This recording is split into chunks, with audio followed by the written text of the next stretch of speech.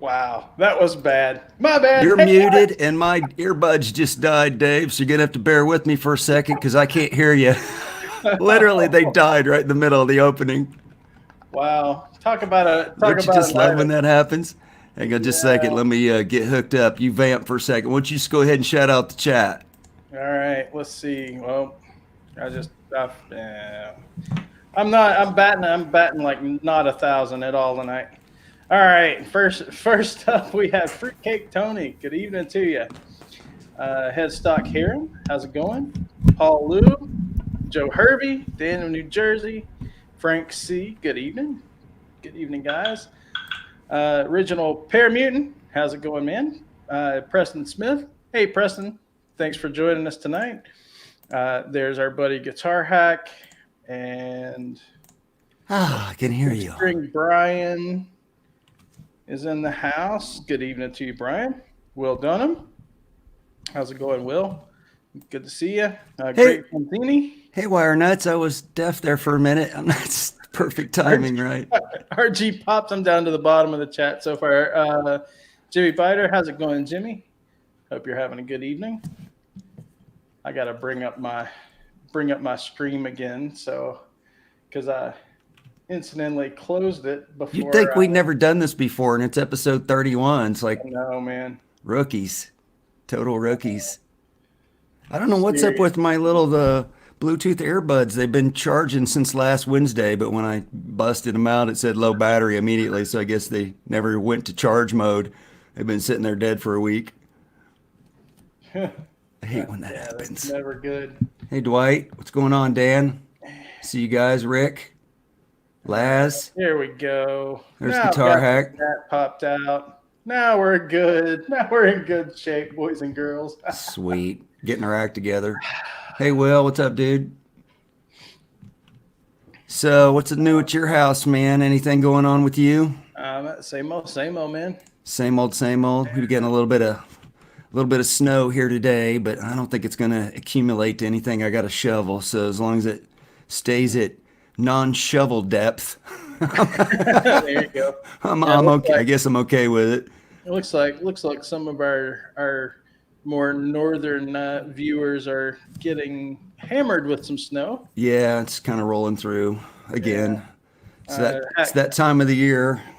Hack was in the place that shall not be mentioned today, and said that they're getting dumped on. Six-string Brian's getting dumped on. Yeah, I wasn't able to go to the unmentionable place today. It's a really super busy day for me. We almost we were like late getting it all set up tonight because I'm like running behind, boys. Give me a break.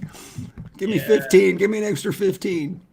It's still snowing at Preston's house, and Brian says he had to shovel out today. I don't know if it's still snowing here or not. I'm afraid to look.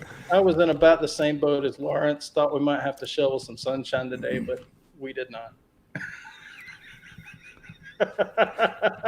Shovel some sunshine.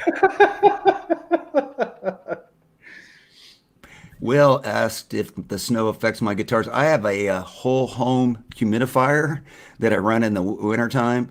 And so the humidity in my house stays about the same in the winter as it does in the summertime. Try to kind of regulate it. So my guitars don't change too much as long as I get that thing turned on in the fall. Yeah, I think it was, mid-60s today, at least at my house. Oh, cool, Paul. I see that. Cool. We'll hook up. Six-string Brian says he's moving to Arizona. Yeah, I saw that. I don't blame him. Hugh says it's snowing in Scotland. Oh, I bet. Brian, you could live down there half the year. You could snowbird down there. The snowbirds are the people that live in Phoenix's favorite people.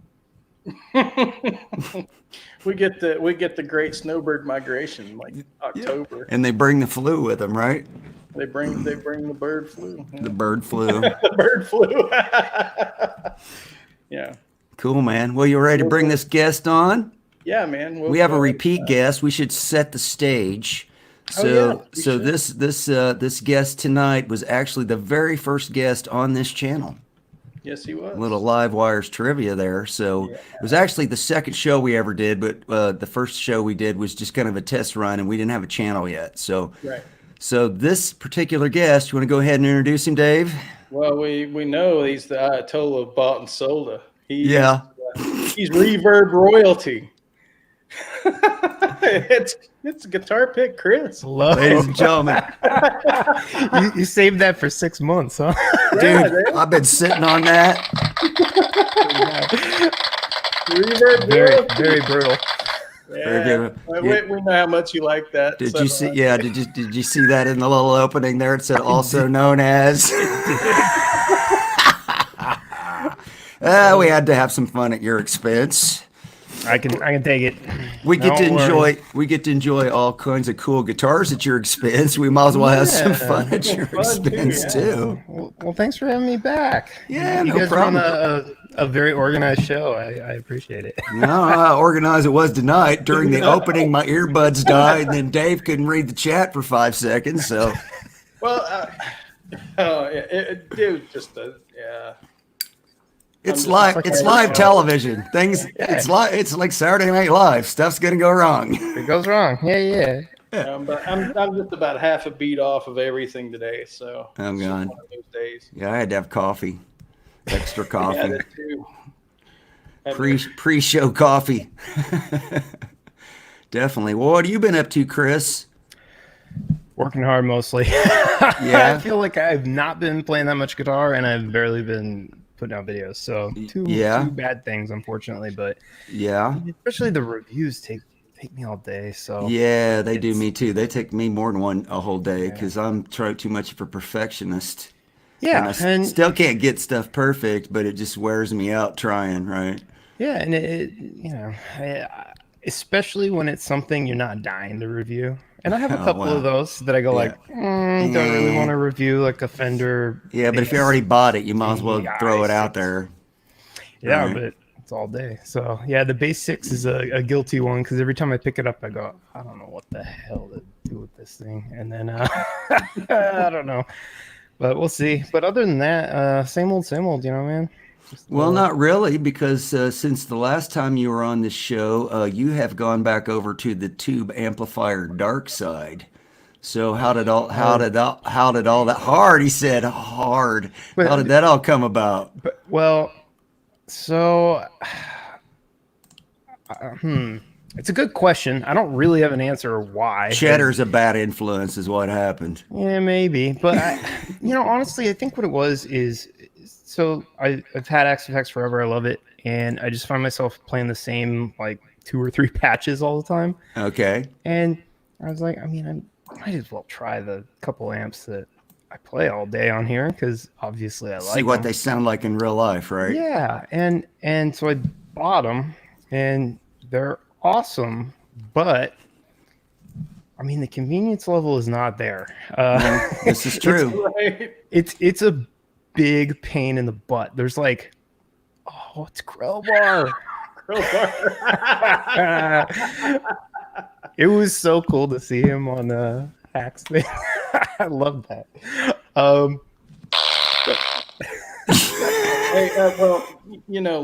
Lawrence made a good statement there. You should throw that one up too, Brian. Well, I didn't see it. I'm sorry. It says.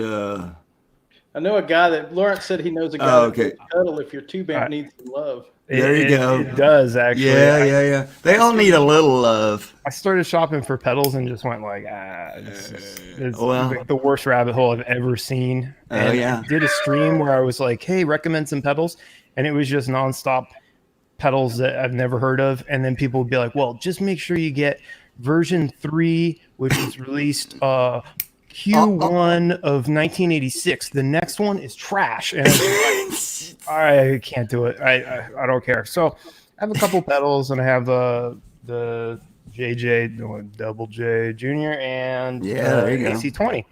And they're awesome, but the Friedman's cool because it's XLR out, so it's easy, and you can just hit record. The Morgan is a big deal. You have to run it into some kind of box, and then it's just there. You have to switch so many things because I have the Axe-Fx plugged in USB. I can click record, and it's done. If not, I have to switch what Reaper is pulling from. I have to do all the settings. I have to tweak it over there. I have to figure out what 20 different pedals are doing and why it's clipping, and it's because volume knob on this pedal is wrong, and just the whole thing. Why is this stuff not working? You didn't have a cable plugged in all the way on your pedal. Yeah. and so Axe-Fx has spoiled me in a profound way, which is not great because obviously both of those amps sound incredible in the room, but in this little room, it's too much. I got a solution for you. So do you have effects loops on both your amps? Not the Morgan, no. Not the Morgan, but you do on the Friedman. By the way, I fell into the black hole of tube amps again too, so I just bought a little Friedman Rec Combo 20. So, which also has the XLR and the cab sim. That sounds exactly like the amplifier. I'm shocked. Are you shocked? Great. I just run it into the mixer and I'm like, that's what I'm doing right out of the back of the thing. I'm not even micing it right into my camera. Sounds amazing.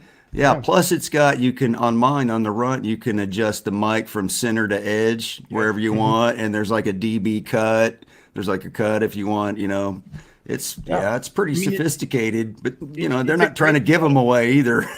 No, they're not. And it's great and they sound great, but for something quick and for YouTube, I'm still way on Team Axe-Fx. It's just as good, and here's the solution I have for you though for your Friedman. It's called the JHS little black amp box. It's about this big, costs $45. It's a rheostat. It's a passive pedal. You just throw that in the effects loop. Now you can turn everything all the way up as far as you want. Burn the tubes up, man, and then turn the volume down. So now you got all the crunchy tube goodness coming out of your amp, but you can put it at your little room volume without blowing the house up. It works great, and they're $45, dude. And you can get them cheaper than that on Reverb used. Nope, you don't, no battery, you don't plug it in, it's totally passive. You just put it in the effects loop. If you're gonna run other pedals in the effects loop, you just put it last, right? Works fantastic. So the other thing I noticed that I think makes a huge difference is downstairs I have high ceilings and a lot more room. And that amp sounds incredible down there. You get more acoustic in this goodness. This is like a 10 by 14 maybe. Echo. It's pretty brutal in here, to be honest. So I haven't been plugging it into a cab at all up here. So I've gone back to my headphone running ways. Straight into the So it kind of makes me question, like, man, there's a lot of work and there's a lot of pedals, and then I got all this stuff, and it's, let's be honest, like 98% the same. So I think what I'm going to do is the Friedman's going to live downstairs with a cab, and when I want to play down there, I will. But as far as recording and YouTube and stuff like that, just Axe-Fx is fine. Or just Friedman straight in. I just don't see a reason to, cab it and mic. You're selling your power cab, or trying to, right? I've seen it on Reverb for a while. The FR one, yeah. Because I don't use that at all. You don't use it in a room. And that thing is free, but nobody wants it because it weighs a zillion pounds and nobody wants it. Yeah, it was like, I think new. They're $900 something bucks. I know, and you have it like $400 now, right? $399. Pickup, local pickup. Only offers I get are like, hey, you want to ship it to Japan? And I go, yeah, sure. It's $800 is your quote, and they go, "I'll forget it." So that thing's never gonna sell. It's like, I'll sell it to you for $200, but the shipping's gonna be $800 to Indonesia. Yep, I've had multiple offers like that. Just shipping it to have UPS ship it to like the East Coast. Their quote was like $250. So really, well, because I don't have a box and stuff, so they gotta wrap it too. So cool. Well, not going anywhere. Chris, you've been on the show before, and you probably thought that you were gonna dodge the guest Q&A session, but you would have been wrong. You got some new ones, huh? You got some new ones. Yeah, we revamped the Q&A. You want to start off there, Sure. Dave, or you want me to go first? Oh, I can start off. It's fine. All right, do it. So, Chris, you've bought and sold a ton of guitars over the last couple of years. That would be fair. Very fair. Very fair. A couple. He's only just a couple. Couple, two, three. This is kind of two parts. So, which guitar that you've bought and sold do you regret selling the most? And the second part of that, which guitar could you not get rid of fast enough? Ooh. Second one's easy. First one, I was like, I got to think about that. Second one, I was like, got it. Okay, so sold and regret. I don't think I ever actually have seriously regretted something permanently. There've been guitars that I've sold and regretted, but later replaced with something either similar, different, or close enough. And I went, you know what, that all worked out. The white Sir Modern, when somebody bought that actually bummed me out for a while because I really liked that guitar and people were trying to buy it off me. You and put that one up there for like nobody will buy it price, and somebody bought it anyway. But I would say the one that I probably regret the most was a JP6 limited by Dargy 2. It's like this caramel apple weird paint shift color JP6. And that was a really cool guitar, and I sold it for way more than I bought it for. And I thought, all right, whatever, I'll get another one. There's a bunch of them on Reverb. They're gone. then they're gone. It's like a 2009 model or something, 2012. I don't remember, but gone. There's one for sale on the whole internet, and it's on a message board in Finland. Yeah, you don't want that. That's it. And I emailed them, and they were like, shipping's going to be $800.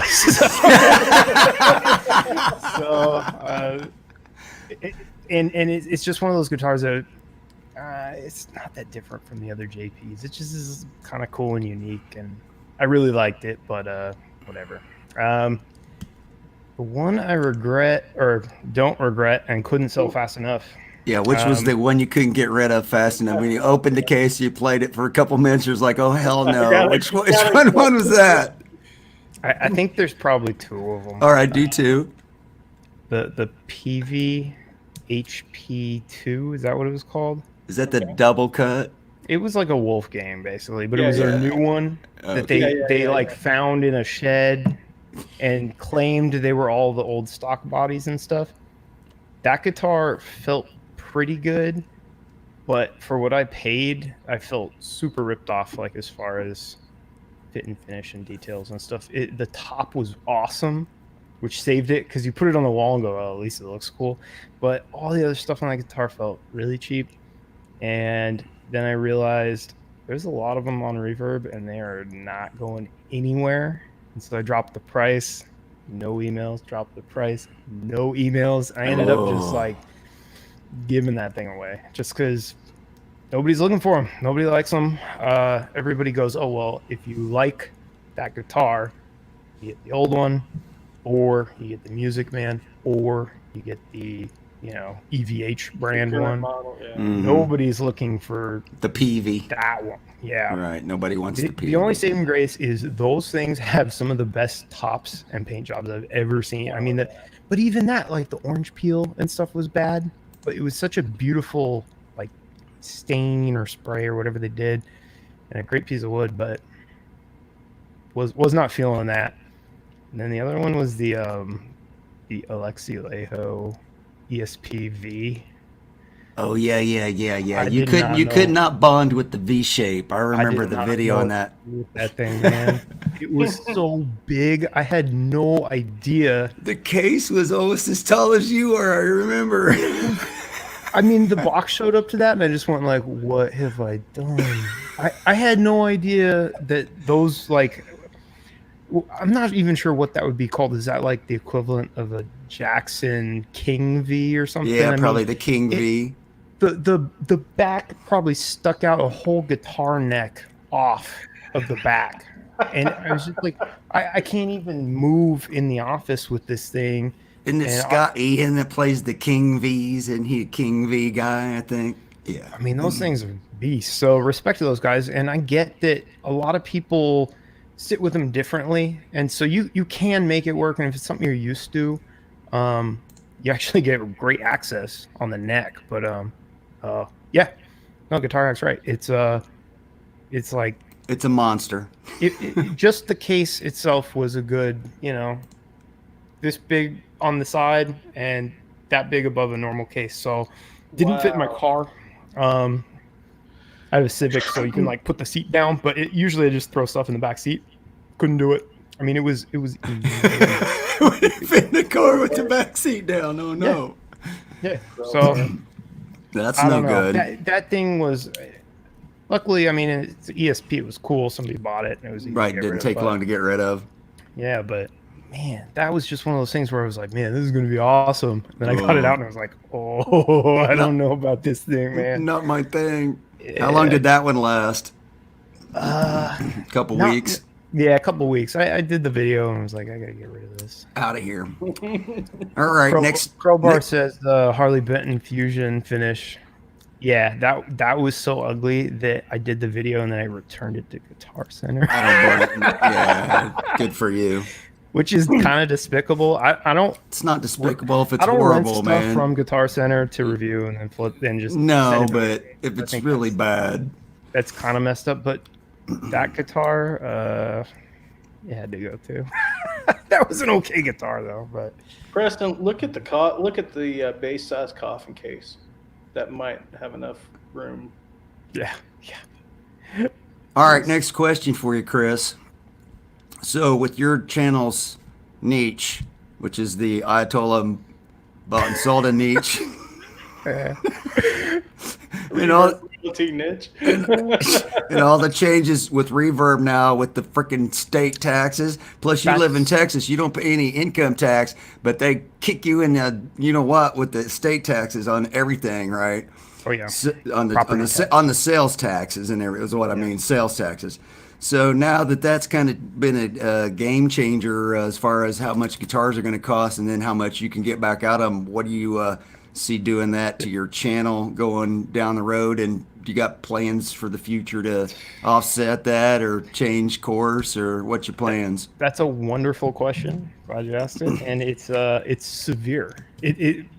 There's nothing that can be done, and it's ruined reverb. It has, because now it's almost like I might as well just go down here and order the thing from GC because I'm gonna pay the same taxes. Yeah. So right now, I sold a Sir Modern maybe like a month ago, and I had it listed for like $3,300, and I figured if an offer came in at $3,000, I'd take it. So my price was $3,000. I had a guy who said, "Hey, I live 6 hours away. I'll drive up there and pick it up from you." And just to clarify, Hack, that's just state income tax. He's still paying federal income. I promise, he's still paying income tax. Yeah. He's just not paying any. Would be the best. So how much is the sales tax in Texas? It's pretty low, like being 7, 8, or 7.5, like or something. I think, and that's low compared to like California and New York. Yeah. But we're 8.5 here. Yeah, and they kill us elsewhere. Oh yeah, property taxes. Yeah, they tax the bejesus out of freaking gasoline. Our tax is free, or gas is free here. But, well, it's because they make it there, but they put a big tax on it. You just don't realize it because it's cheaper than anywhere else because they refine it all there. So this guy drove all the way up here, and what that means is for a $3,000 guitar, he would have paid whatever 32, 33. I don't know. Depends on where he lived. I'm assuming he was in Texas. And I would have paid 3.5% to reverb, 2.5% to payment fees or whatever, and then I would have paid $100 to ship it and $100 to insure it. So him driving here was actually like a net gain shared between both of us of like $500 or $600. Wow. 13%. Brian, get out of there. Move to Buffalo, New York, dude. You can commute almost. Yeah. So, but I guess what I'm getting at is that every transaction eats 15-20% of the guitar's value, and there's just no way, unless you buy something for like half. It has to be like a hair on fire kind of deal where you're like, it's a Parker Fly for $800. Fine, buy it. But if it's within $400 or $500, there's no money to be made there anymore. Well, here's the way I'm seeing it. First off, I'm gonna pay the taxes up front, and then if I want to flip that guitar, the dude that's going to buy it knows he's going to have to pay taxes. He's thinking about that in his mind. So when he hits me with the offer, he's going to calculate that he don't want to pay the taxes. He wants me to pay the taxes. And to end up selling the guitar, you're going to end up, now it's double trouble, right? Yep. So you're getting it on both ends. Taxes, and it's worth that minus taxes, minus used. So right. Then minus the other guy wants to, it's like. And so it's really made it tough. So I think now... I have not been just buying stuff to flip because I know it's going to cost me $500 no matter what at this point. So the only things I'm going to buy on Reverb probably at this point are crazy deals, crazy deals. Or keepers. Or stuff I want to keep. And lately I've been buying stuff I want to keep. And alternatively, sometimes I'll buy something new. I recently ordered a Kiesel HD6, and that was because they had a great sale. And fine, the sale price of Kiesel is the same as a used Kiesel plus tax on Reverb. So right, might as well get a brand new one from the factory, right?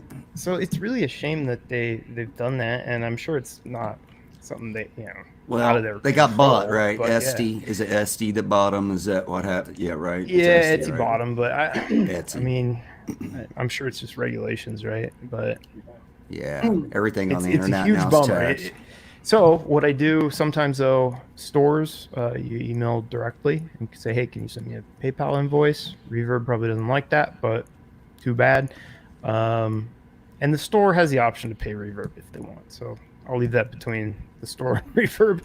And sometimes people have their own Reverb store built into Reverb. Like Reverb will facilitate like a little mini website that you can purchase it and pay for it. Reverb takes a cut, but they don't insure it and I don't believe they have anything to do with that transaction other than that. So 17.5. That's because you got to pay for the queen, man. That's where that extra 7.5%'s going. That's hideous. Wow, 17%. So for every $100, you got to give $17.50 to the gov. Yep. So plus everything you buy, they're going to cack you on that too. 20% in England. Oh my good God. Yeah, I think we're spoiled. One of the dudes on my Discord channel was saying he pays almost 30%. I think he's in, I don't know, Sweden or something. But well, some of those countries like Sweden and they actually have it figured out. You pay 30%, but you get everything for freaking free, basically. And they don't. Yeah, at least you get something for it. Here you get nothing. Right. I don't know, man. That's crazy. That's a lot of money. Not free. I don't even know if I could buy a guitar if I had to pay 20% sales tax on it. That would just about put just about everything out of reach. Well, I know that like Andertons and stuff, all their prices include that. The VAT, so they never actually see. They actually never see the real price. So at least it's psychologically probably a little easier to be like, a Les Paul's always 3,000 pounds instead of I don't even know. Can you even say that on YouTube? Wow. Oh my God. All right, let's see. I guess next question's for you, Dave. We're making you think tonight. I like it. You have a $1,000 budget. 1,000 period. Total. Okay, total. You have to buy a new guitar, a new amp. Come on. And if you have enough left over, you can buy a pedal. You can get a pedal. Not a tuner. We'll give you a tuner. That don't count. Yeah. You get a tuner. You get a headstock tuner. You get a snark. Yeah. Snark free and a cable with the deal. Yeah. And a strap. I think, and a pick, and some picks. and that's. You've been saving up. You've been saving up for 3 or 4 months to get this guitar, Chris. And you got $1,000, and you're going to go in there and you're going to pick out your guitar, and then what you have left over, you're going to get an amp and maybe a drive pedal or something, or delay or a reverb. What do you got? I think there's no hope for an amp at that point, so I'll get a Boss Katana or something. Yeah, hey, listen, that's not a bad call for. That's $199. So now you got 800. You got $800 left to spend on a guitar. I mean, personally, I feel like you could do better than a Boss Katana, but if $1,000 is the limit, I think spend the money on the guitar and get the Boss Katana. Right. But if I had like $1,500, I'd probably go tube amp and a cheaper guitar, maybe. PV Classic 3020 used. Yeah, but a Katana is just easy and it has all the effects, so yeah, it's good enough, and they sound totally fine. Oh yeah, they got delay on them and built in everything. Yeah. So now you got $800. So let's say you could get a used pedal. It doesn't have to be a new one. Let's say the one you want's used. So you're gonna pay $80 on that. So let's say you got like $720 left over for the guitar. Where are you going with that? $720. I would. That includes the reverb taxes, by the way. Yeah. Wait. So are we talking like a $450 guitar? Yeah.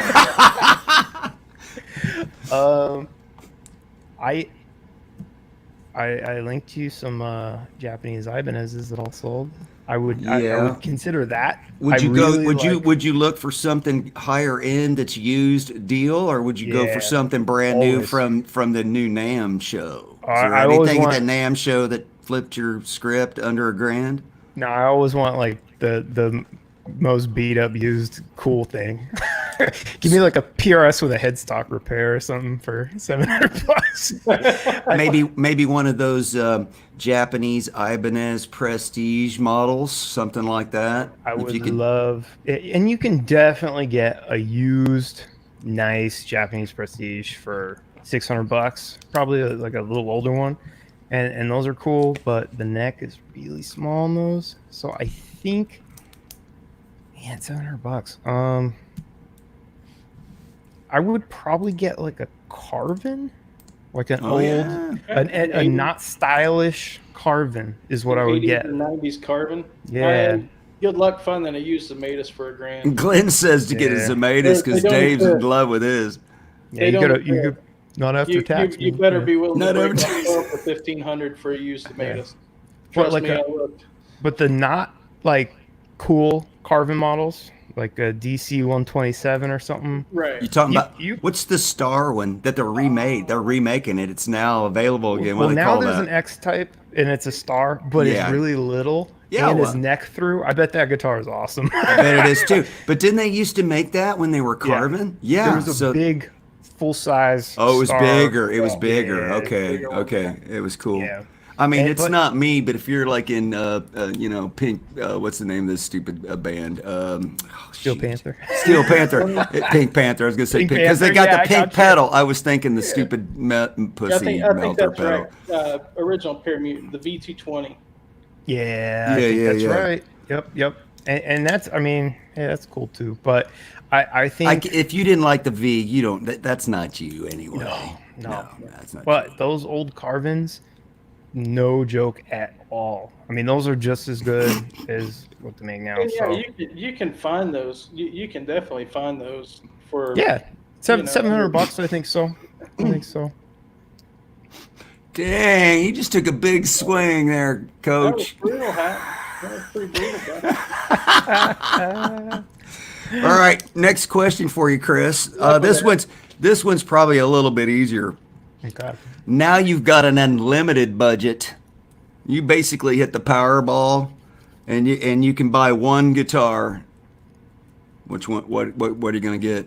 Unlimited budget. Where are you going with that money? So I mean, we're talking.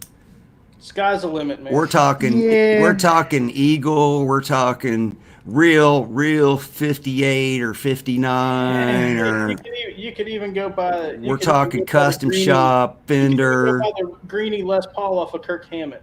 Yeah. Oh, well, that one, yes. Typically, I would say 59s. Those are cool. Assuming they all have no value to me after the fact. Obviously, I'd take that and sell it because who cares? But if I could just pick one, I'd probably get a. There's a couple like private stock PRSs that I see on Reverb that I go, oh my god. Maybe that one we're gonna look at after a bit. That's one. That's a player. Wait till you see the one Dave's gonna have. That's a player too, I bet. Yeah. And there's a graveyard on Guitar Center used right now, which means somebody sold a graveyard to Guitar Center, which is like they got killed. They got murdered. 60%, guys. 60%. That's what they. They might have gave them if they were doing a trade. They'll give you sometimes if you're doing a trade, they'll give you 60, but they'll give you 10% off what you're trading, so you're really getting 70. But still, you're getting killed at 70 on that.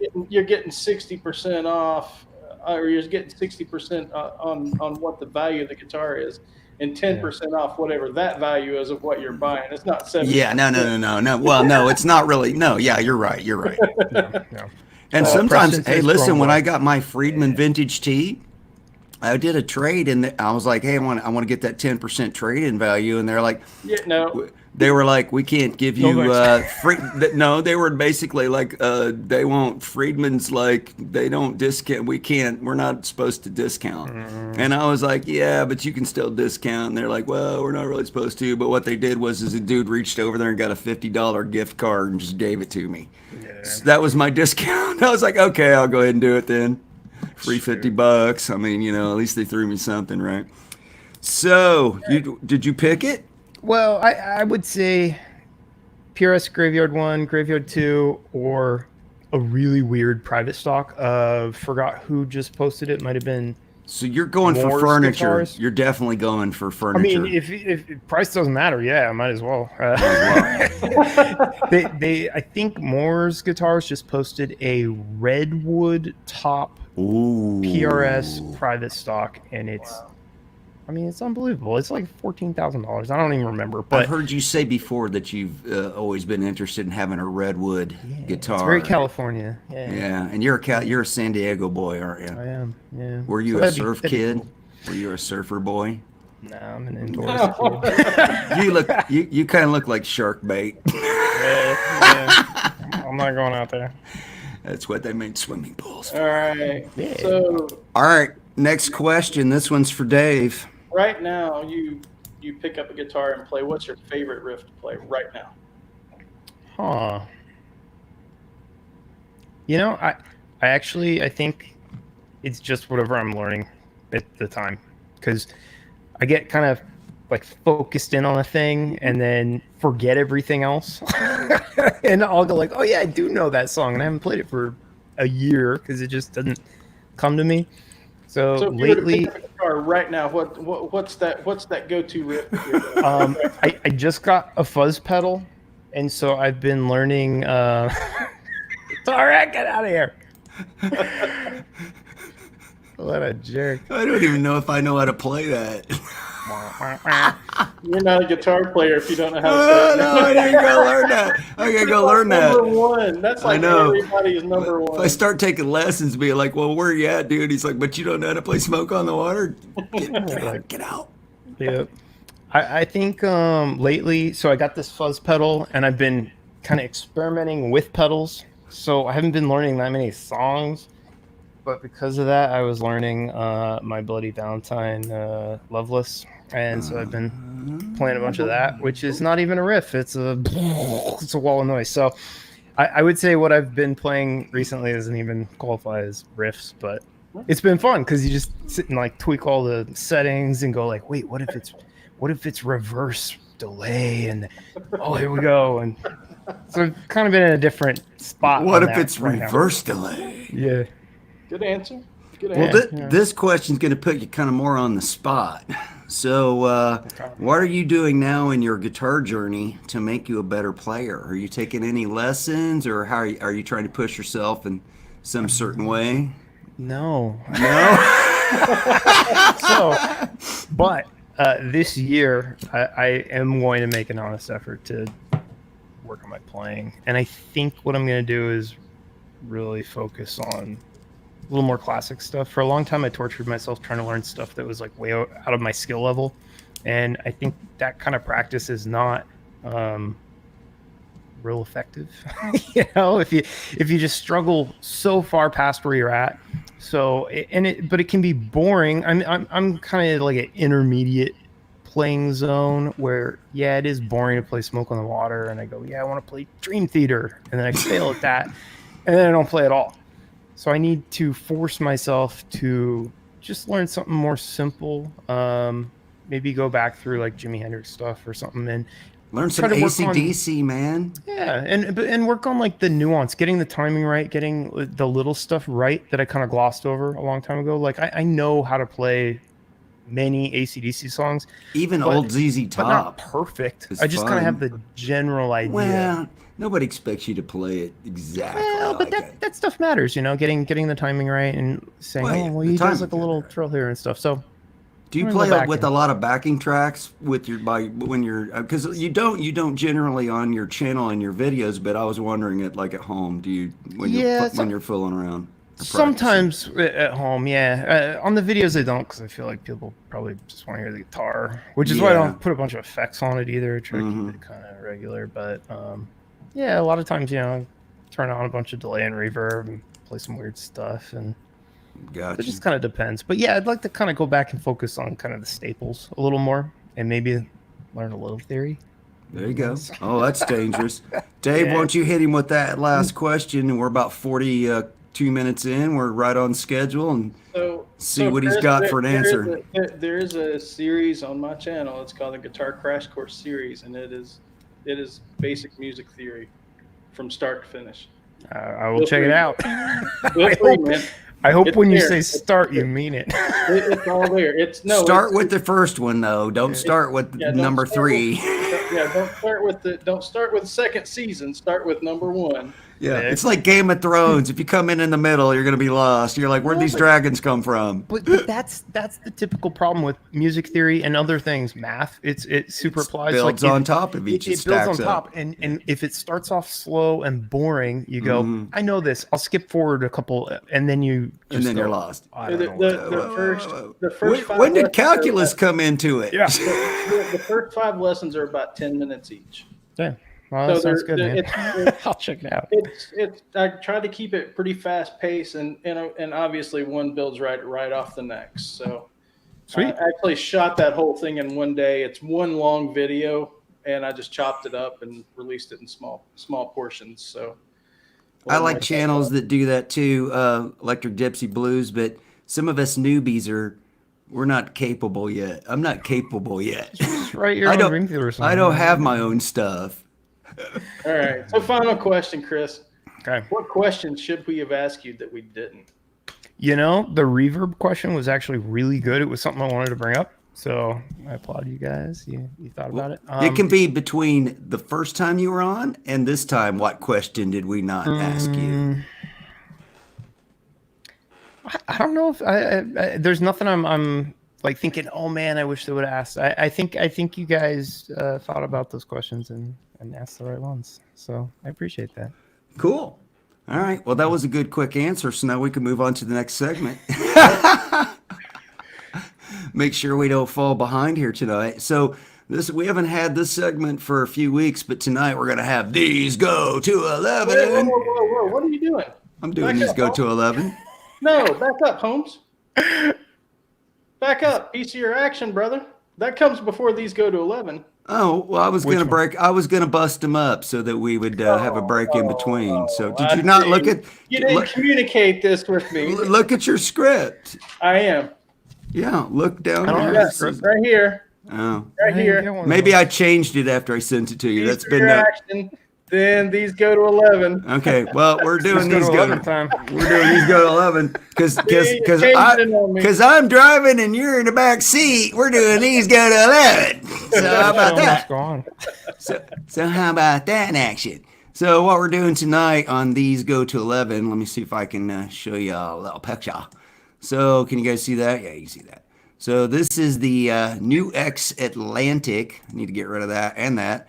New X Atlantic, and you might be interested in this, Chris. So basically what this is, it's a pedal. I think it just came out recently. I saw it on Pete Thorne's channel first. Let me zoom myself in here a little bit so you guys can get a closer look. So it's a reverb and a delay both, and it's $149. Sweet. Pete Thorne's got one. Phil McKnight's got one. So it's got 3 different types of delay and 3 different types of reverb. It's got a 70, they call it 70s, 60s, and 80s. It's a tape, a Bucket Brigade analog, and a digital delay. And the reverbs are spring, plate, and hall. And so you can run them in series, like if they were back to back in your chain, or you can run them in parallel. So the output is like if the 2 pedals aren't going through each other, which is kind of cool. So one side, this is the reverb side, and you've got 2 dials for that, which is the reverb decay and the level up above, and then the switches up here control which particular one you're using, right, for either side of the pedal, right. And then on the delay side, you've got time and repeats and also a level. On the reverb, if you're on plate and you hold down the pedal for the reverb, if you hold it down, you get like a shimmer effect, which is pretty cool. It's also got tap tempo, and then on the back, it's got, you can run it out of serial or I'm trying to get it in a little bit better focus for you guys. You can run serial or parallel out, or stereo or mono. It's got a boost or a dB cut. It's even got a little USB port if they ever come out for any upgrades or whatever. For the $149. And I've even seen places on Reverb where it was $149 brand new with free shipping, and they're taking an offer. Yeah. So you can probably get it, you know, for, so basically 2 pedals for $75 a piece, and it sounds great. I'm working on a video right now that'll have this in it, and really like it. So yeah, and if you want both pedals, you almost might as well buy that if it's just as good. You know? Well, those are both pedals you usually put in your effects loop, or most people do. I've been trying it in front. It sounds just as good in front to me. But yeah, I like all the cool options on it, and it's super simple to use, and it's not overload with trying to figure out what everything does. It's real simple. So, and it sounds great, and it's cheap. It's made in China. New X is the company. I think Dave, you've got a New X product of some kind too, don't you? Don't you use their wireless guitar product? And you like that, okay, right? They're all right. Yeah. So it's okay. So they work. The battery life on them isn't great, but they work when they, you know. So that's the New X Atlantic delay and reverb in one pedal. The controls on that look kind of cool too, because I have a. I'll share the picture again so you guys can see more of a Source Audio Collider is what I have, and it's similar sort of pedal, but there's a lot of knobs on it. And it's kind of the problem with like the Strymon stuff, where you're just like, oh my god, there's so many knobs, and you got to look up what they do. So I like that this is plain. It's really simple. So 70s is the Bucket Brigade analog, 60s is tape, 80s is digital. So you just toggle whichever delay you want on this side, and here's your level control for that, and here's your time and your repeats. And it's got, if you want tap tempo, if you use that, it's built in. And then on this side is just your decay and your level. So you've got spring, plate, and hall. And if you're using plate, you hold this down, you get the shimmer effect, which is cool. On the back, you've got the +4 like boost, or a -10 dB cut, serial or parallel. They call it serial, I call it series, but what have you. So, and it even will do stereo out, right? And if they ever, like I said, they got a little USB port there if they ever do any upgrades. So I don't know, it's pretty cool for the money. Stereo out, you need 2 amps though, right? That's big time. Yeah, you would be running that, or to like an amp in front of house or something. I don't know how that would work. Power amps. I guess if you. Yeah, you could do 2 amp. It doesn't have to be the same amp, right? I mean, the same amps. It can, and I used to run a stereo rig back when I had multiple amps. Or I guess a better way to ask the question: are there amps, tube amps, that do stereo output if you have 2 cabs. There might be. There's Sure. something in the instructions here that shows it running like a Y rig, 2 out into 1, and you still can get the stereo out of it somehow. I don't know. Yeah, because some amps have, obviously they can do 2 cabs, but I don't know if you can get them in stereo. I don't think you can. They're usually mono. Yeah. So anyway, for $149, and I actually got mine used. I think it was a demo model. They were calling it. Good. They were calling it. Yeah. So I got like for 120 plus the stupid reverb tax. So new price again. About $128 is what I paid for one that was used. That's not that bad. All right, new segment since you were on last time, Chris. This one's called Piece of Your Action. The cliches just keep on coming. And this segment is basically guest show and tell. So we'd like for you to break out 2 or 3 of your favorite guitars and show those to us. And you told me back in the green room earlier that the UPS man had arrived earlier today. Are we going to get a sneak preview? Yeah, I got something really good. Sneak preview on the live wires, ladies and gentlemen. I got something really good. Well, what do you want to start with? Why don't you save that one for last? Yeah. Why don't you show us your 2 hanging or your 2 in the collection favorite guitars you have now? So let me grab one. All right. Sorry, Dave, I didn't mean to mess you up there on the script. I think I edited after I emailed it to you. Okay. I got so many cables over here. Okay, so this one is a Sir Modern, and this has been kind of my pick up and play guitar for basically since I bought it. And the deal with this guitar is it's the thing that as I've been buying and selling these guitars, I kept thinking, I wish it had this, or I want that feature, or I like that color, or this guitar is really cool, but I wish it had this other thing. And this guitar was the first guitar I saw where I went, it has everything. This is it. And so, let's see. What color do you call? What color do they call that? Because that's an unusual blue. It's like a steel blue. Yeah, it's actually a little metallic. I believe this is very similar, if not the same color as the Pete Thorne model. It's just I see like blue and turquoise and green and all these different colors in it. Yeah, it's almost got like a peacock look to it. It's just a Mueller flip flop, almost a flip flop. Yeah, it's is that relic, or did you just drag it across the sidewalk out front of your house when you got it? Yeah, I sanded it. I was like, oh, this looks cool, and then I just gave it a little. I got you. No, it's a modern antique, so nitro finish and Sir's relics. Let's be honest. Well, it's not as beat to crap as my Friedman. But the just Friedman's about right. Good. This, I feel like pretty much there's a little thing here and then some little nicks and stuff. No checking. You know, oh, look at the neck! Get out of town. Oh, there you go. For the win. You ever seen a Sir with a neck like that? Wow. Unbelievable. I mean, it looks like a joke. Look at that.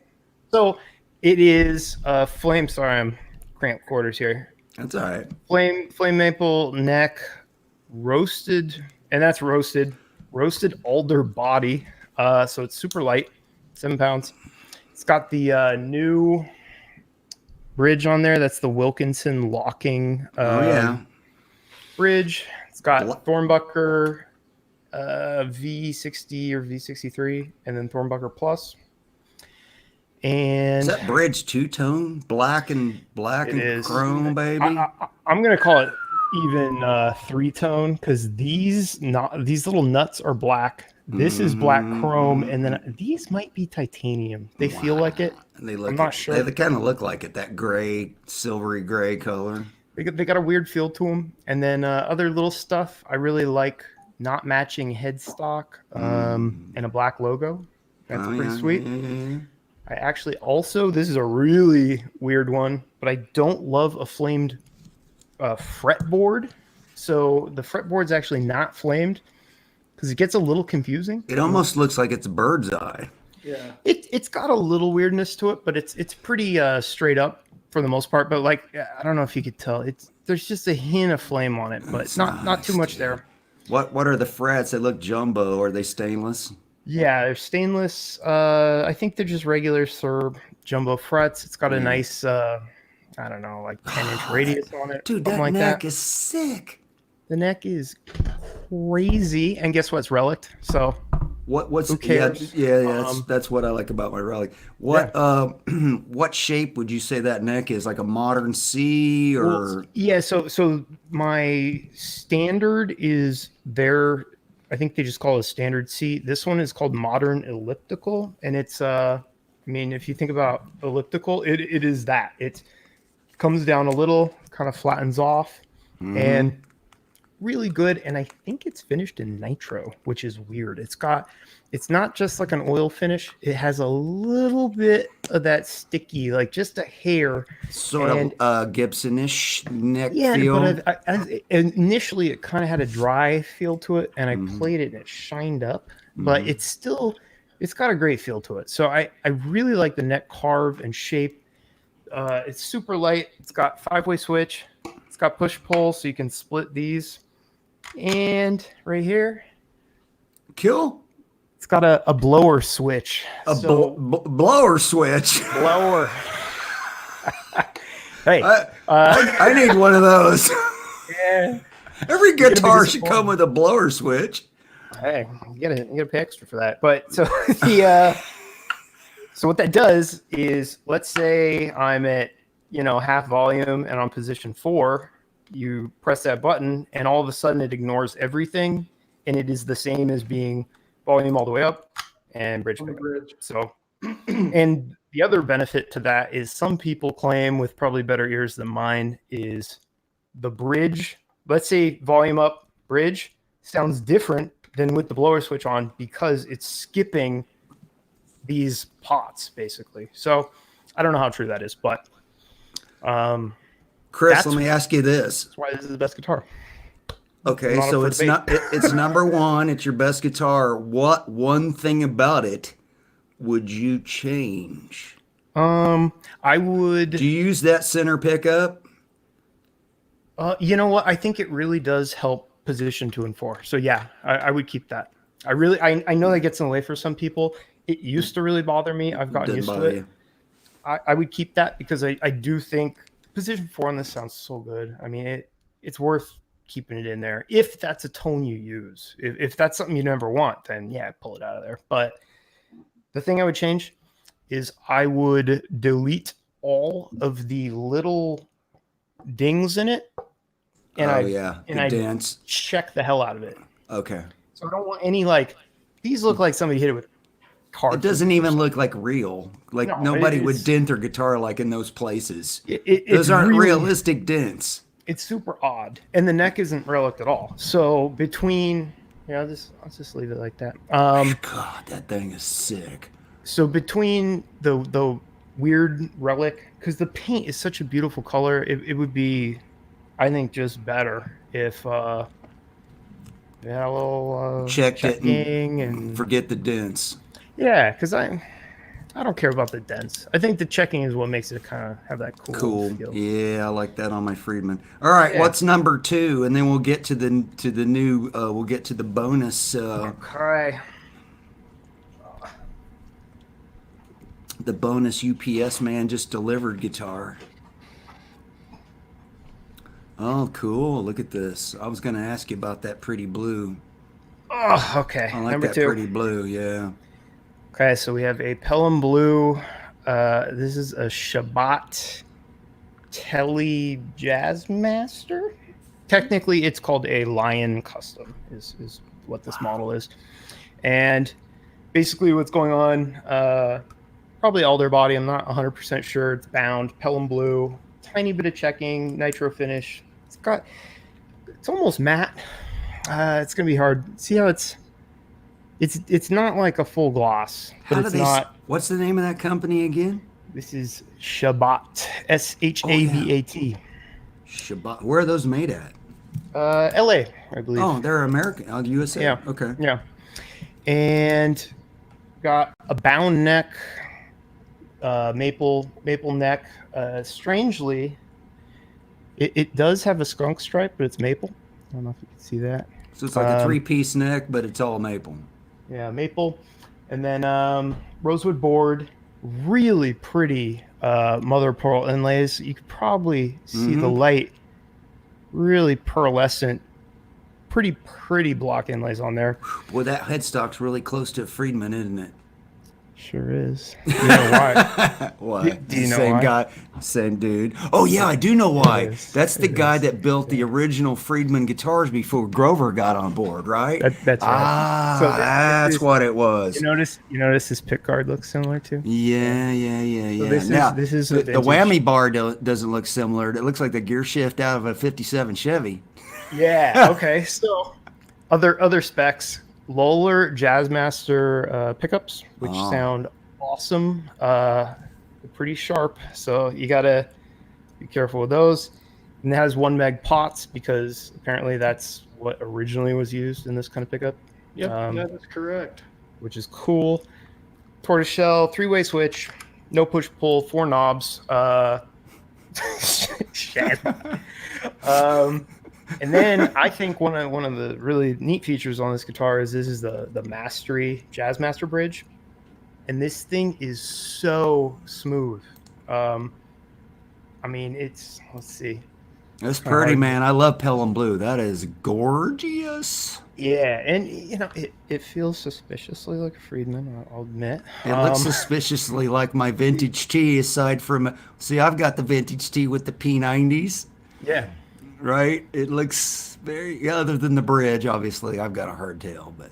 Yeah, and it's just a beautiful guitar. See, same jack and everything. I mean, you can kind of go, oh, okay, I see where the inspiration was from. But this bridge, because the point where you have leverage is so far back that you can push a lot further on this, and it's less drastic.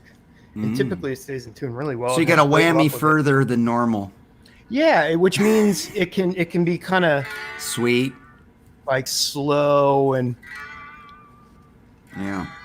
I don't know. It's like a Bigsby.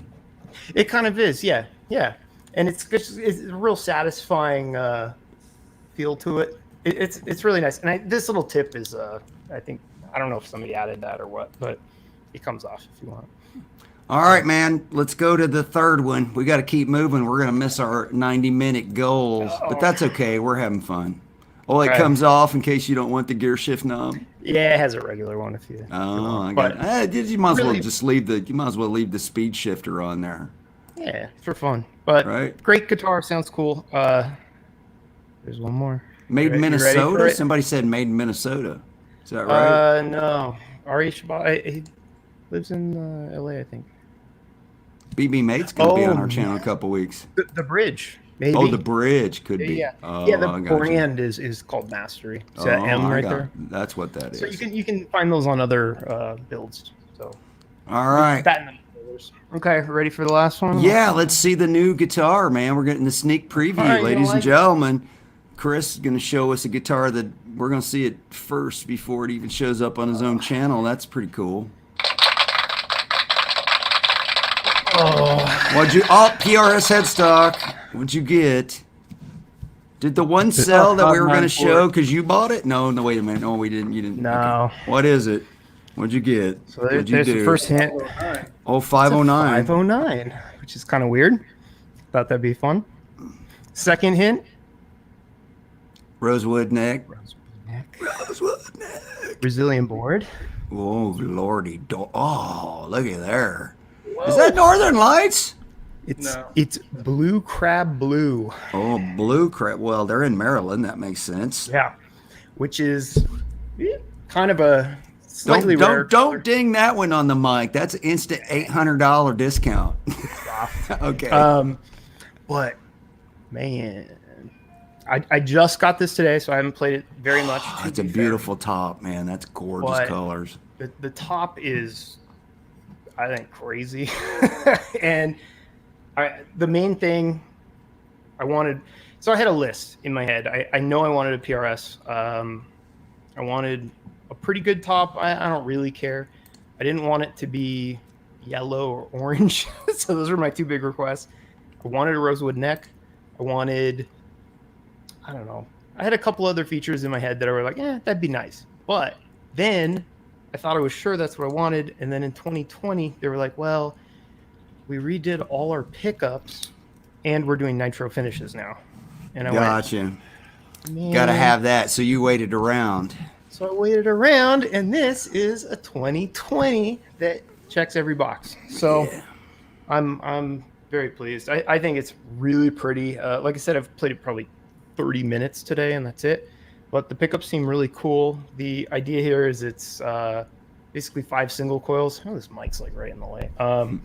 It's basically 5 single coils, and you can toggle each to be single or humbucker down here, which basically gives you the option for SSS, HSS, SSH, HSH. Yeah. So apparently it's pretty versatile. I'm sure usually when you get these like jack of all trades guitars, you probably make some sacrifices somewhere. So that's okay. Mostly I wanted a comfortable rosewood neck, and this one has a Brazilian board, which is awesome. And I found out recently that both of those features, Brazilian board and rosewood neck, private stock only soon. Oh, so, wow. So you got in early because that jacks the price up, right? Oh, horrendous. More than 2.5, 3 times more than this for private stock. So they will still be putting those guitars out, but when they are done, so for example, this guitar I know was ordered in 2018. They're that far behind. It took a while to make it. Yeah. And the date on it is something like January 30th, 2020. So they're pretty far behind, which means they will be putting out more rosewood necks and stuff. But when that is done, that's it. Private stock. So, and I'm sure everybody knows private stock. I mean, it starts at 10 grand. Yeah, right. Exactly. So, and a long wait list too. Oh, forever if you're going to order one. Yeah. Rosewood neck. All right. Well, we need to move on to the next segment of the show, and you're going to be first up on that one tonight also, Chris. Oh, yeah. So tonight we're going to have guest participation in the Red Hot segment tonight. So since Chris is the Ayatollah of Bought and Soda, we had him pick out, actually he picked out 5 guitars and then 3 of them sold, and we had to pick some other ones. But I think we've got 4 or 5 cool ones that you picked out, along with some cool ones Dave picked out tonight too as well. So Chris is going to go first. Let me go ahead and get the first one up here. Let me find it. There it is. Yeah, you guys should be seeing that now. You seeing that okay? Mm-hmm. All right, there it is. So ESP Viper, why don't you tell us about it, Chris? So I didn't look at this one too carefully, but my understanding is it's a custom shop ESP for $950 or something like that. $975 is what they've got it at. Yeah. Yeah, and to be honest, it's not my favorite shape, and one pickup, not the best. EMG. Doesn't matter. I mean, the quality on like the neck and the fit and finish and build of that guitar, even I'm sure it's gonna have some dings at that price. So keep scrolling out, but we'll see one for sure. But neck looks nice though, pretty wood. It's got a few little doinks. I see a few dents. They don't really look like the paint's been knocked away too bad, just dents. That's very reminiscent of the Phil X Framus model. Oh, yeah, it is. Yeah. Good call, Dave. Neck's not overly skinny, is it? No. And some ESPs do have a tiny neck. Some are not that small. So that's probably a nice, comfy round. That's probably like the V. Headstock's got some battle damage on there. Yeah, but not horrible. I mean, it's not like pieces of wood are missing, just scratches. Oh, wow, he's got the original 1999 ESP Custom Shop Viper set neck. That's cool that you get the original order sheet. Yeah, and that is not that much more than an LTD. It says ESP on it. You know it's top quality from them. And worst case at that price, you could change the pickup out. You could you clean could it put up anything a little in there. It'd bit. be easy to put anything in a single pickup guitar. He's already dropped it down 25%, so that's what's making it a swinging deal. And he's in California, so USA. I think that's pretty good. It's been listed a month though, and I get that it's a pretty he's taking an offer, guitar, but yeah, takes an offer, maybe $850 or something. Come on, that's LTD price then, and there's I think for the right person, somebody would really enjoy that. But even if you didn't like this guitar, you could get it painted and still be ahead of the game. Right. You know what I mean? No, you're not wrong. Yeah. All right, let's go on to the next one. Let's see here, Dave. You're going to be up, and this is one Dave picked out to show everybody tonight. I just got to find it on the list. There it is. You guys seeing that one okay? Gretsch G5 222 Electromatic Double Jet Natural. Sweet. Basically, we're kind of going after that Malcolm Young kind of thing there. Yeah, we are. So it's a chambered mahogany body. It's the black top Broadtron pickups are what's in there. Man, that's almost the price of the cheapy import one that we were looking at, Dave. These are the import. Yeah, but I mean that off-brand, not the real grill. Yeah. What is that? Not Eastman. It's Eastwood. Eastwood. Eastman. It's Eastman. Yeah, Eastman makes this guitar for the same money. I'd rather have the real Gretsch. Right. And if you take the neck pickup out of here, you could sell it for $1,000. Yeah. Exactly. Take the neck pickup out and drill a couple, and take all this stuff out. Just drill a couple holes in it, and then put a real Filtertron in it, and call it a day. How much is that one? It's a lot. $499. Right? Yeah, it's 2,000.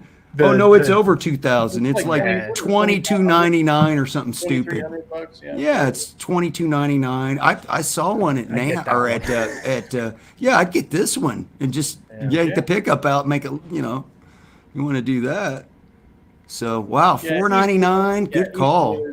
Oh, hey, dude, this guy's over by my hometown area. I should just drive over there and get that. There you go. Sweet. All right, good call, Dave. That's a good one. All right, let's go on to what do we got next here. Oh, yeah, Chris is up again. This is one of them that got sold and then we had to replace, but at least we stuck with the same name brand. That's pretty good. Pretty good deal on this one here, too. Yeah, so I thought this one was a good deal because, I don't know. I'd buy any Aries for $1,000. They're all awesome. But this one has a flame top. That's an expensive option, as you know. Yeah, I do. Plus this bevel edge thing here. That's where they got the two different kinds of wood. That's cool. It's cool, and that's honestly one of the most comfortable guitars I've ever played. So Caster ebony fretboard. Yeah, and that I get could be maybe not for everybody. That might bug me, to be honest. It's not the most beautiful piece of ebony I've ever seen, but it's kind of cool. I like the look, but I might get thrown off a little. I don't know. At least it's got the regular dots. I could live with that. Yeah. Jumbo frets. They look to be stainless steel jumbo frets.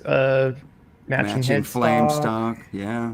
This was at least $1,500, I would guess. So little tiny doink, but that's no big deal. Yeah.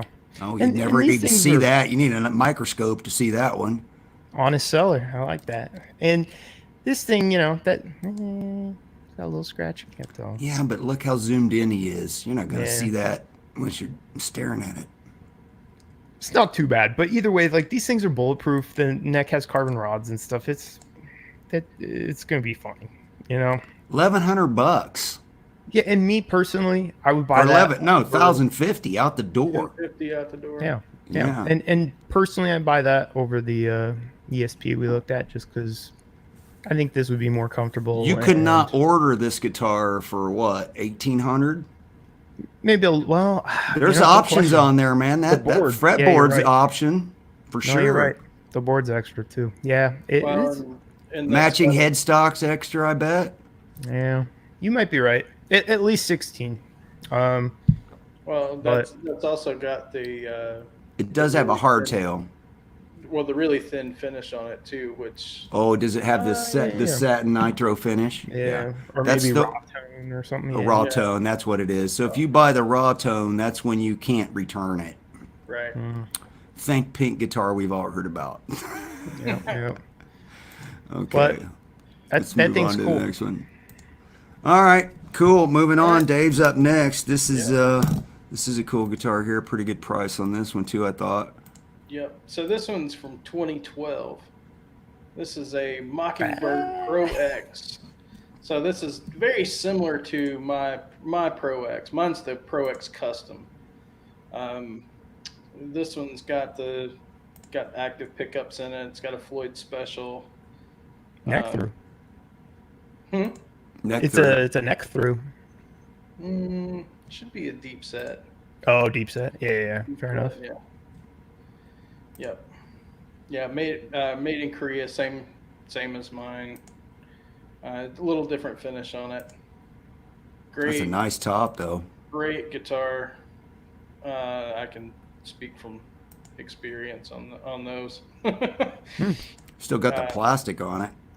Yeah, still got the plastic on it. Made in Korea. Real EMGs too, yeah. Real EMGs. 650, 750 ship. Oh, he's sneaking that shipping up though. Yeah, he's padding it. But it does have at least it does have a case. Yeah. So that's kind of $75 case.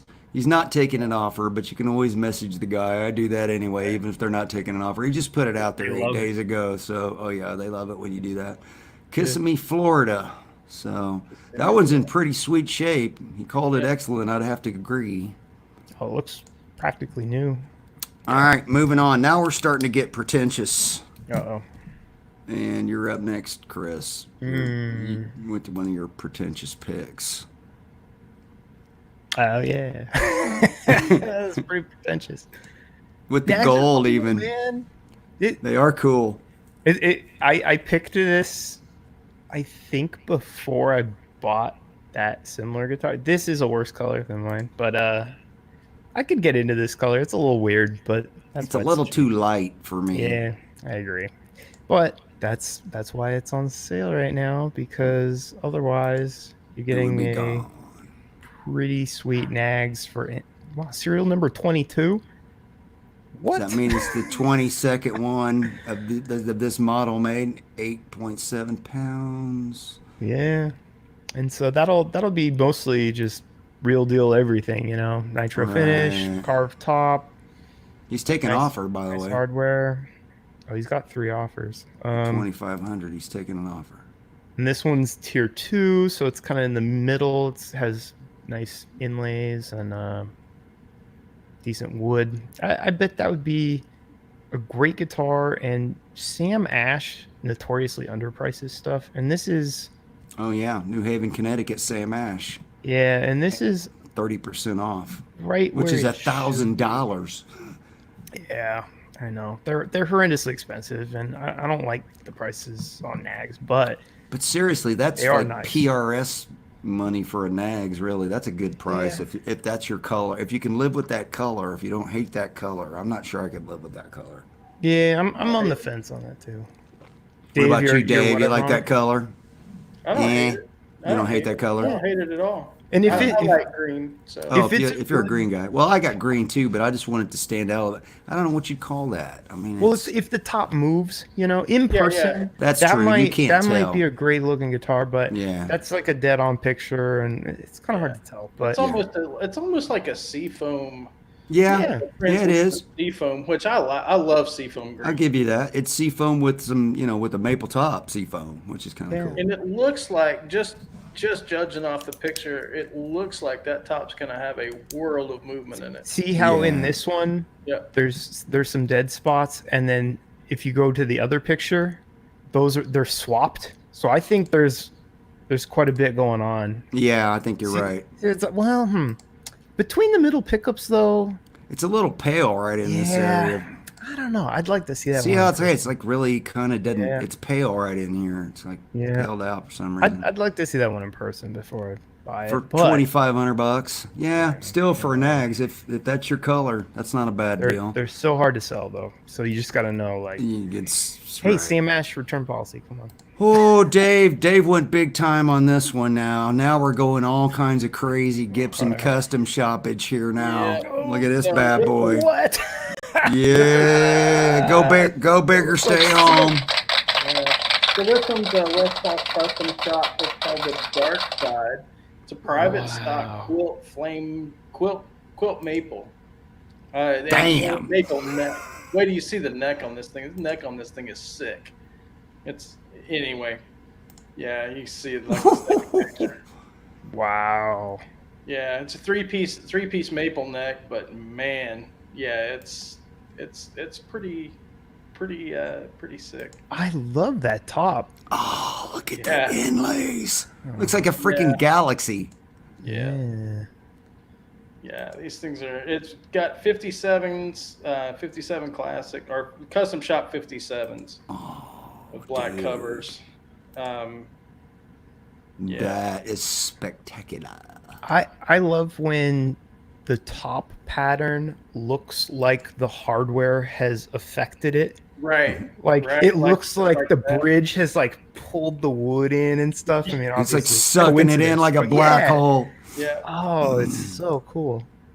Yeah. Is this it's like a one-off? Yeah. Limited. It's custom shoppage. Oh wow, look at the binding. Drake, it's got purple freaking binding. No way. That's kind of fun. Yeah. Kind of fun. Definitely kind of fun.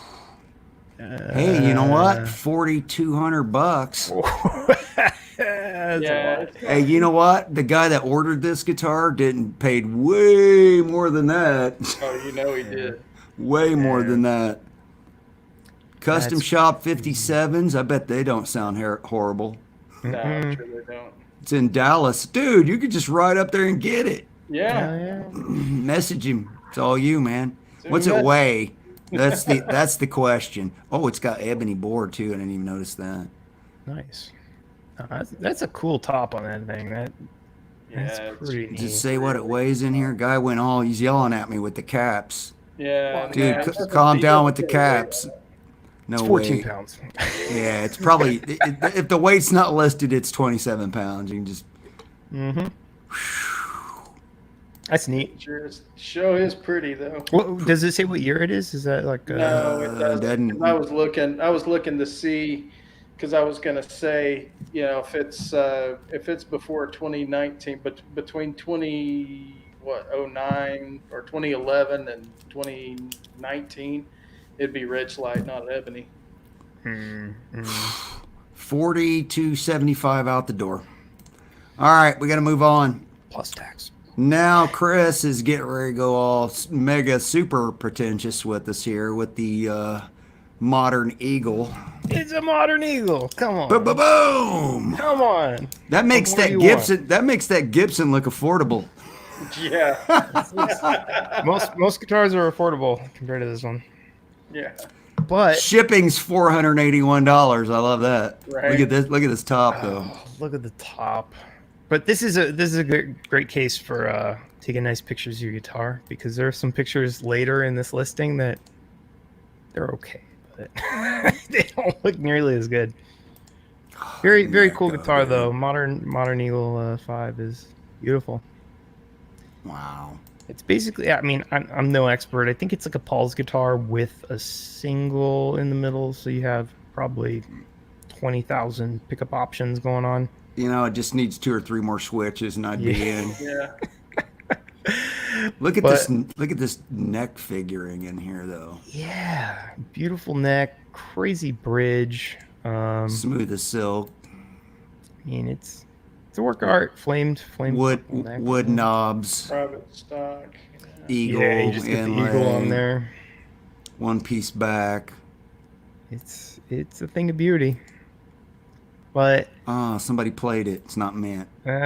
Oh, piece of paper. Give me that $100 off. Yeah. At least. Problem is I mean, it's $14,000. Yeah. there's just no way you could have a regular sweet, though. PRS R9 Sir and anything else of your choice for that money. Yep. Like you could have the whole set. You could buy a custom shop telly. Okay, there you go. You got one of everything. And dude, you could buy like 2 R9s and like a Epiphone. Look at the shipping. Well, this next one, this next one's a little bit cheaper than that, so you could probably buy a Sir with what you had left over. So you could have the PRS and a used Sir. So for the last Red Hot, we're going Northern Lights. Oh yeah, boys and girls. Nice. Yeah. Look at that top. This is absolutely my favorite Paul Reed Smith top. That's a great top. Look at the back. It's awesome. The back and Look at that back.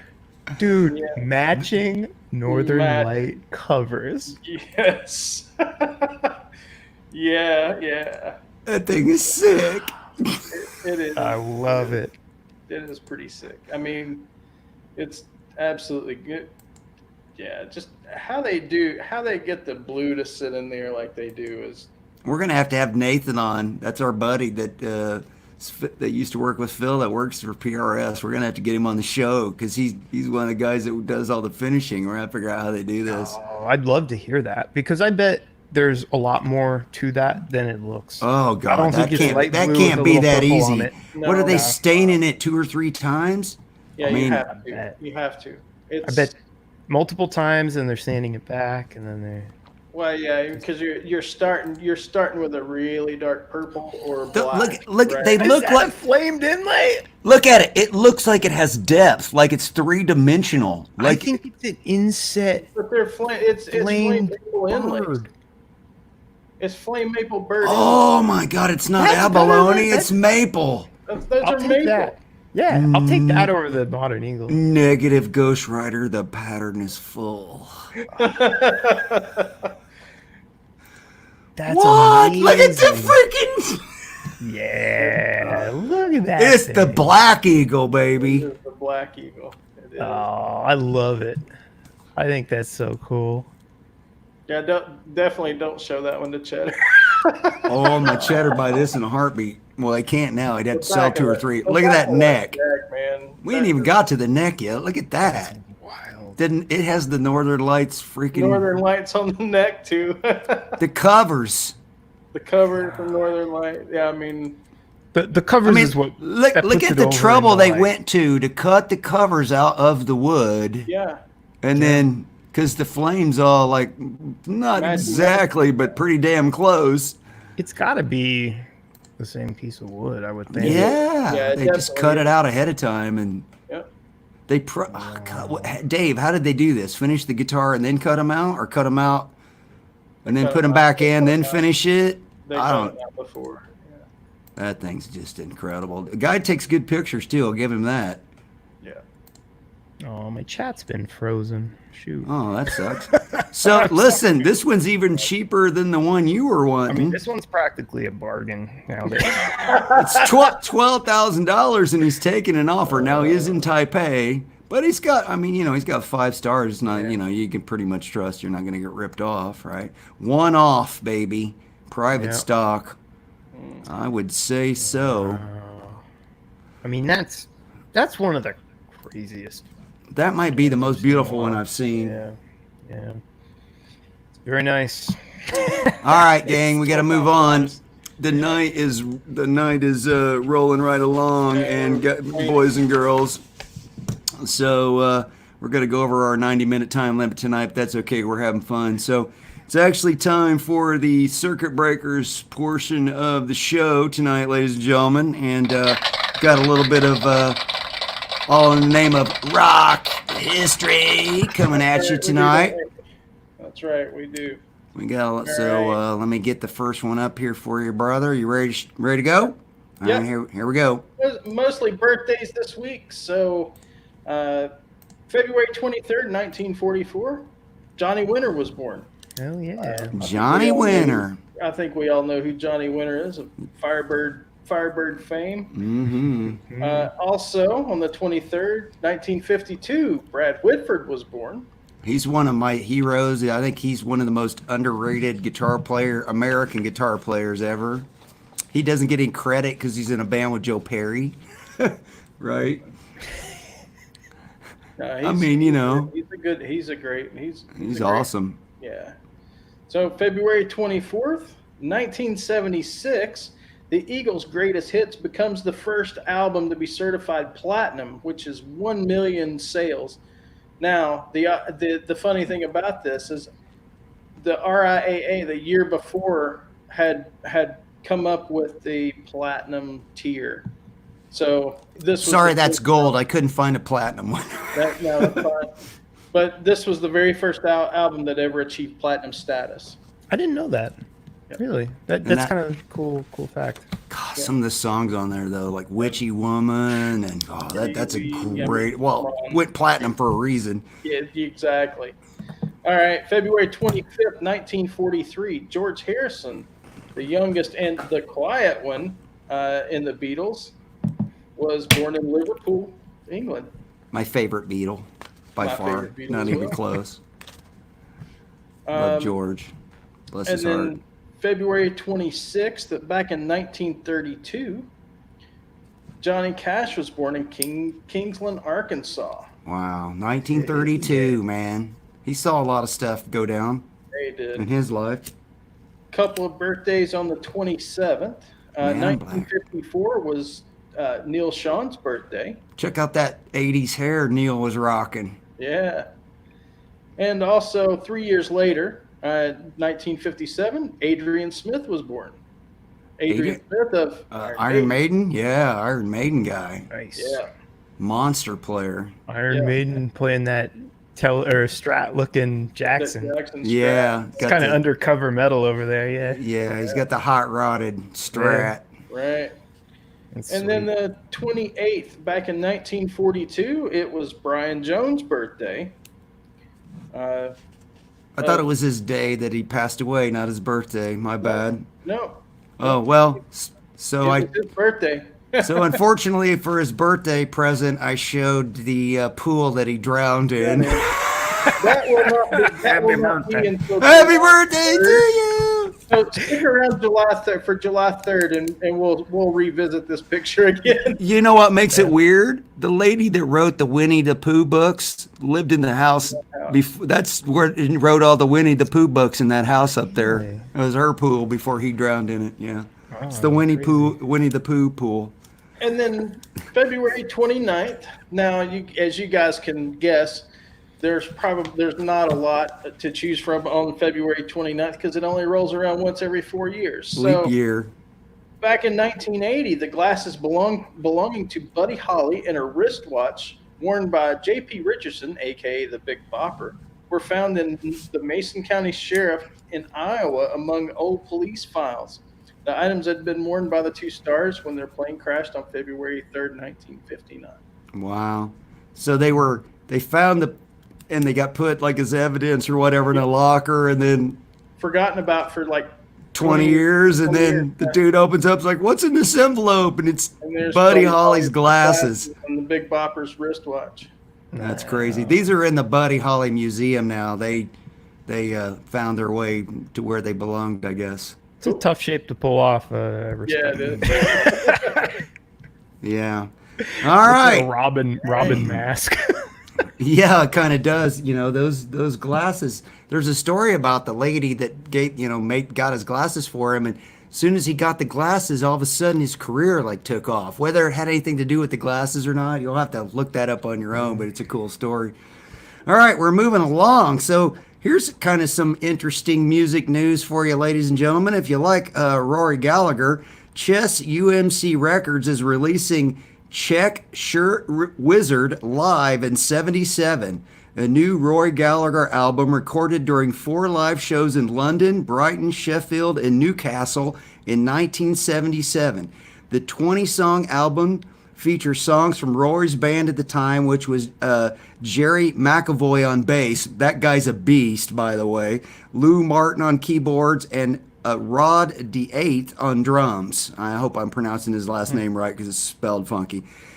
So the album is Check Shirt Wizard, was mixed from original multi-track tapes that were recorded with the Rolling Stones and Jethro Tull's mobile studios. and then mastered at Abbey Road. The cover for the album was painted by a young Irish graffiti artist named Vincent Zara, who has painted graffiti all over Ireland, because obviously Rory's from Ireland, so he's their guitar hero, right? Check Shirt Wizard Live in 77 hit stores on March the 6th. So look for that. That should be fun. Look out for that. Rory was a monster live, man. If you're into Rory at all, I think you're probably going to want to get that. All right, we got a couple of fun stories for you. Dave, are you ready to go on the next one? Okay. All right. So this one is called Tastes Like Chicken. So a New York State college track team was craving Chik-Fil-A, and they concocted an elaborate scheme to secure the food for a team lunch that involved buying an airline ticket without actually boarding a plane. Vince Petrino, I hope I said that right, a senior and the captain of the team at, I'm not even going to, Rensselaer Polytechnic Institute in Troy, New York, said that he and his teammates had a week off from competitions, and they decided they wanted to buy some Chick-fil-A for the team lunch. However, to their dismay, they discovered that the nearest Chick-fil-A was an hour and a half away from the school. So that's when one of the teammates remembered that there was a franchise located inside the Albany International Airport, which is about 10 minutes away. So the team members checked out all the flights leaving Albany for the next day, and each chipped in about $5 to buy Petrino a $98 one-way airline ticket to Fort Lauderdale, Florida. It was the cheapest ticket they could find. So Petrino used the ticket to go through security. You see him go through security? Go through security, get the Chick-fil-A, where he ordered $227.28 worth of food, including 15 sandwiches, 15 large fries, 13 orders of 12-piece nuggets, and a bag of cookies and a large lemonade.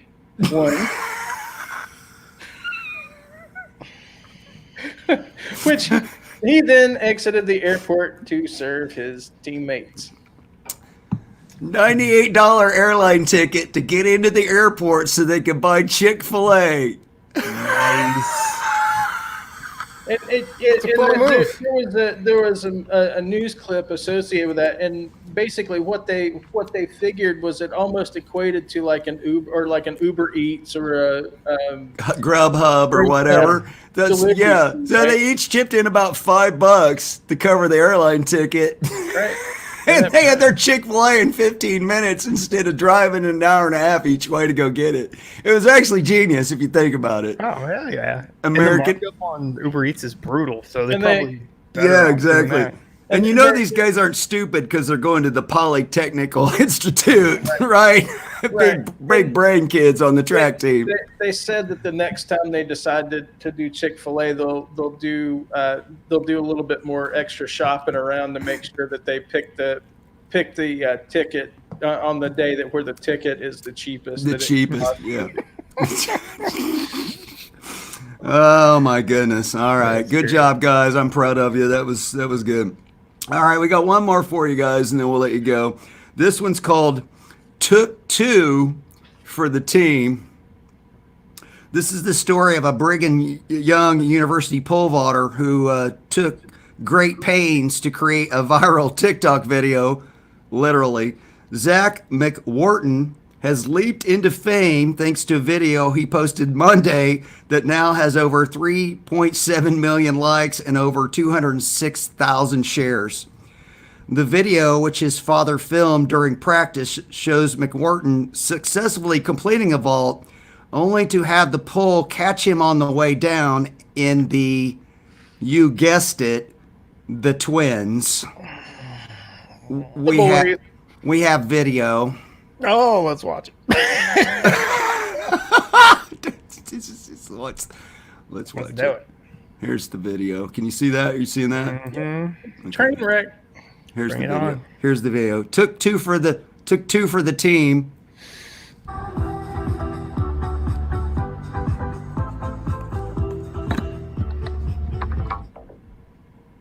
No. Oh.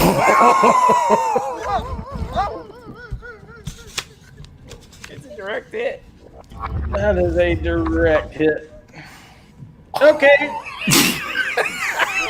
Wait, it gets better. Watch. It's ultra slow motion. No ultra more. slow. Ultra. No more. Oh, right in the nether regions. No more. That's enough. Keep going. Story time. So. Oh. Watch. So this poor kid. So McWhorton recalled the incident, saying, "I had a great jump. It felt so good. It was the best jump of the day. But as he sprung over the bar recoiled and got him right in the sweet spot. The ball bashing accident was caught on camera by his father, who also happens to be his coach. And that's where things start getting a little crazy because his coach is also a urologist." His father grabbed him, chucked him in the car, took him to the office, and put 18 stitches in his scrot. He said, "I've never been closer to my father until that day. But it remains to be seen if Dad's hands-on work has been a complete success. Fortunately, as we know, there's nothing wrong with my stuff other than a scar."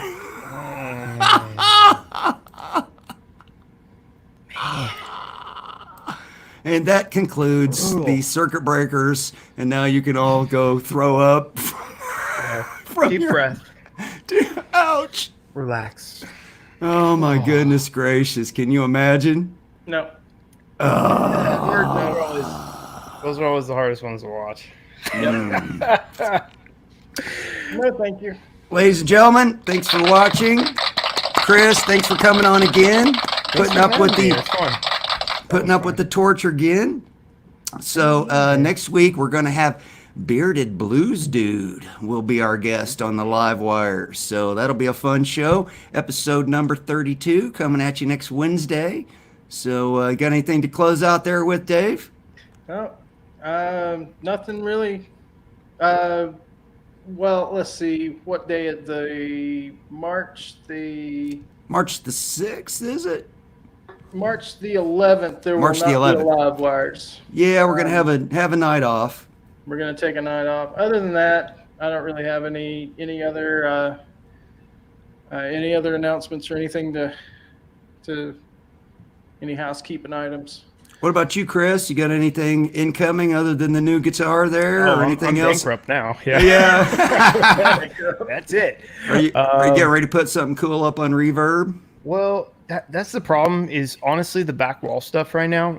I really like it. They're all keepers. Yeah. So I'm in a tough spot. I do have some cheaper stuff I'd like to sell, but I mean, it's not going to put a dent in in that PRS you just got. Yeah, so I don't know. I'll have to play it a couple weeks, see where I'm at with it, because I know it is kind of a weird PRS. It's not like the real traditional one. So all right, I'll have to make up my mind on that, and then I guess we'll just see. But my initial impression was the neck feels amazing, so I think that's going to stick around. But like that Sir, for example, that's all I need forever. So everything else is just extra. For fun.